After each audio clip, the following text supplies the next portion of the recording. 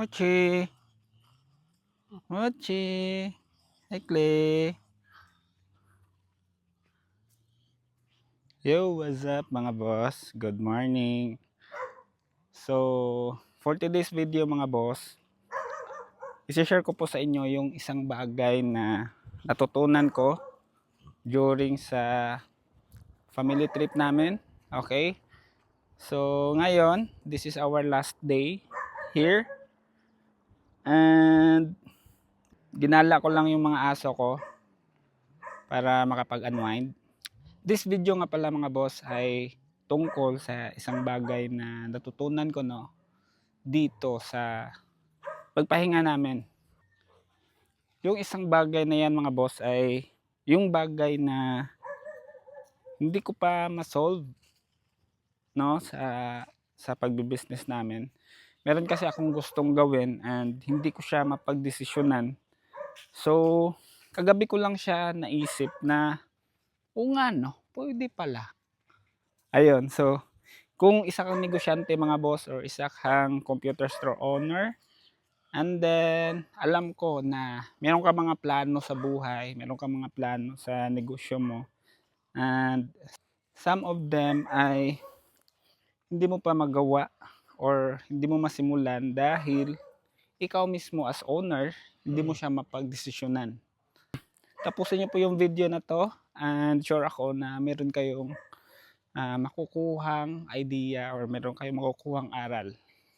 By the way mga boss, ako nga pala si Rogie Silvido. Isa po akong computer store owner for 6 years. And meron na po akong 10 taong experience sa pagnenegosyo. Ayun, so bago ang lahat mga boss, ito muna yung story. So kagabi pala mga boss ay naglakad-lakad ako dito sa shore, dito kasi medyo mahaba to. And then meron akong nakausap na isang mananagat. Ayun, so tinanong ko siya kung meron ba siyang huli kasi gusto ko sanang bumili ng isda para pang ulam namin. So sabi niya mga boss, hindi pa daw siya nakapaglayag. So ayun, nagkwentuhan kami, ganun lang.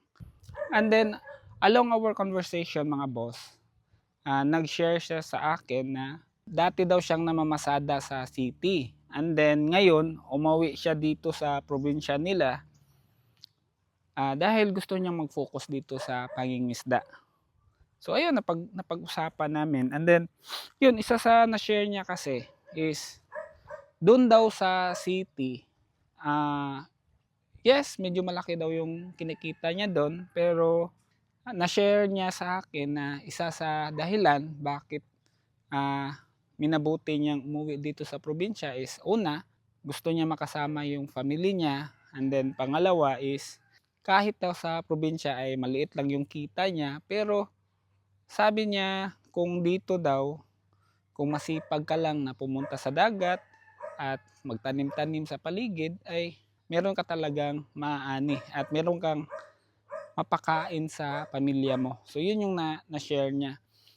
And isang bagay na tumatak sa akin mga boss at hindi ko makalimutan sa napag-usapan namin ay yung sinabi niya na yung isang bagay daw talaga na kumbaga malaking factor bakit siya nag-decide na umuwi dito sa probinsya ay yung meron siyang peace of mind na kasama niya yung family niya, meron siyang peace of mind na kahit na sa hirap ng buhay ay masaya siya, kontento siya sa kung ano mang meron siya. Yun yung tumatak sa akin na sabi ko, oo nga kasi aanhin mo naman yung malaking income sa city. Pero at the end of the day ay hindi ka happy, wala kang peace of mind sa sarili mo, 'di ba? So parang sabi ko, make sense. So ayan mga boss, natapos yung napag-usapan namin and then hindi pa ako pumasok sa namin sa room namin dahil nag-edit pa ako ng video. 'Di ba kung nakita nyo yung last video ko, bale yun yung inedit ko kagabi.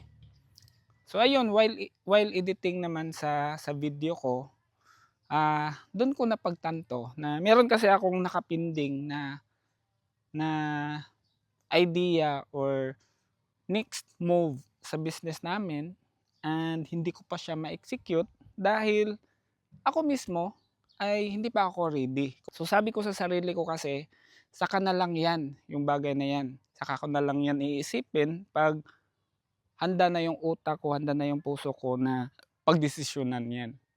So kagabi ko siya na-remember na, oh nga no, based doon sa story ni Kuya, meron akong, kumbaga, merong idea na pumitik sa akin. Siguro is isa sa napansin ko rin is wala akong masyadong iniisip.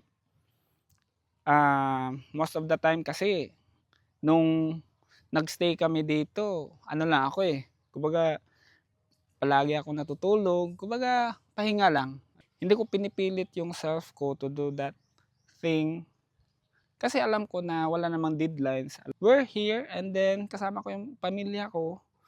So ayun, kumbaga parang nag-sink in sa akin na okay, it's time. It's time to decide.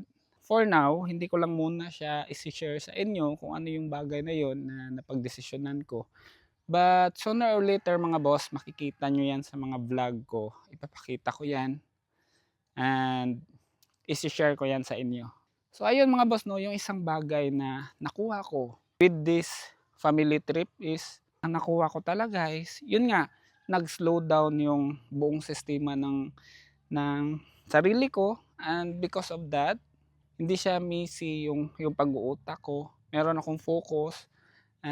That's why nasabi ko na okay, it's time to decide. So kaya ako nakapag-decide dahil wala akong masyadong iniisip. Okay? And syempre, na-inspired din ako doon sa story ni Kuya. Yun nga lang, hindi ko nakuha yung pangalan ni Kuya. Anyways, makikita ko rin si Kuya siguro mamaya kasi nandyan lang siya Ayun mga boss, no, minsan talaga sa buhay, especially sa buhay pagdinegosyo, no, merong mga bagay na or merong mga problema sa negosyo natin na hindi natin ma-solve agad. Merong mga puzzle sa negosyo natin na kahit na anong isip mo dyan, kahit na ilang oras or ilang gabi na ilaan mo dyan ay hindi mo talaga yan masosolve.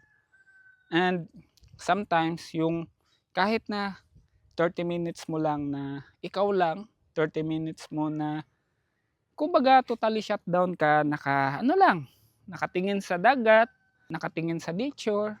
Minsan rin mga boss, no, meron ka makakausap na isang tao and then meron siyang masabi sa iyo and then yun pa yung moment na ma-realize mo, oo nga no. So yan yung dumating sa akin kagabi mga boss.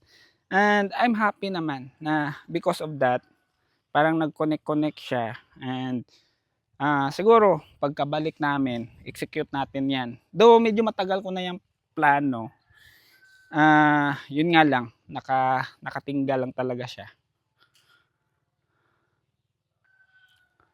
So bakit ko nga ba ito sinishare sa inyo ngayon mga boss? So sinishare ko po ito sa inyo ngayon mga boss dahil isa sa pinaniniwalaan ko mga boss, no, na merong mga idea, merong mga plano sa buhay natin, no, na kahit na anong gusto natin or kahit na anong pilit natin na para maabot yan, hindi mo talaga siya makuha.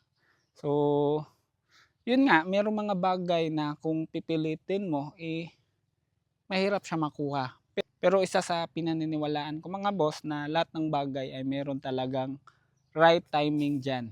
Kasi ang kalaban natin dito mga boss, kapag magmamadali ka sa isang desisyon or sa isang bagay na gustong-gusto mong makuha, baka yan yung magiging dahilan bakit magkakaproblema ka or bakit magkakaproblema yung negosyo mo in the future. 'Di ba? So sana ay hindi yan mangyari. So, yun lang naman mga boss, no. Medyo napahaba na nga So, ayun lang, sana meron kang nakuha into this video. Okay? So, invite pala kita mga boss, no, meron tayong grupo exclusively para sa mga computer store owner. Ilalagay ko na lang po yung link sa baba. Okay? So, yun lang po muna mga boss. And always remember mga boss, to always work smarter, not just harder. Kita-kits mga boss. Bye-bye. Wow, ganda ng panahon. Yun oh. Sayang yung ano dito. Sayang yung isang resort dito.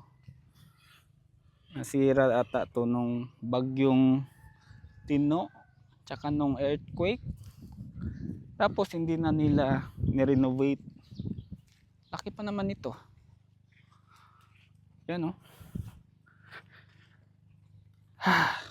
Medyo mainit na. Mochi, let's go home. Yan lang guys. Bye bye.